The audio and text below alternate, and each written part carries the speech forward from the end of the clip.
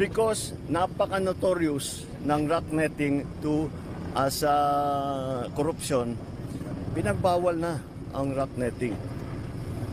So, pero ginawa pa rin. Pinagbawal na yan eh. Pero ginawa pa rin.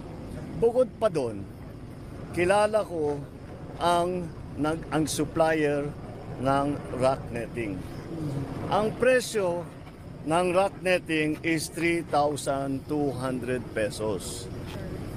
Ang chinarge sa gobyerno is more than 12,000 pesos. So times 4. Times 4. So 75% ng kontrata kinikback. So that's the situation we are facing. Kaya't malala ito.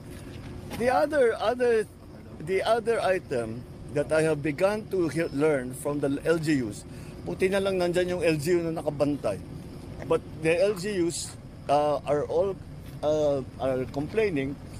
Dati, ang sistema, pagka may project sa isang lugar, halimbawa, mayor ako, na may project ng DPWH o contractor doon sa lugar ko, magkukonsulta sa local government. Hindi lang, pag malaking project, hinihiring yan from barangay to municipal to province. Walang ganun. Walang ganun na ginawa dito sa lahat na ito.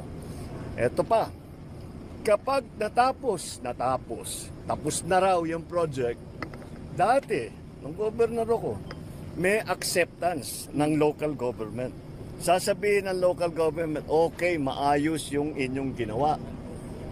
Tinanggal na yun. Kaya't hindi mag-inspeksyon sila, pero wala na silang magawa. Inspeksyonin nila, sasabihin nila hindi magandang pagkagawa, hindi sapat o mahina or whatever. Wala nang magawa yung local government executive. So tinanggal yung SOP na yon. That SOP is that before you release the project to the local government, kailangan tanggapin ng local government.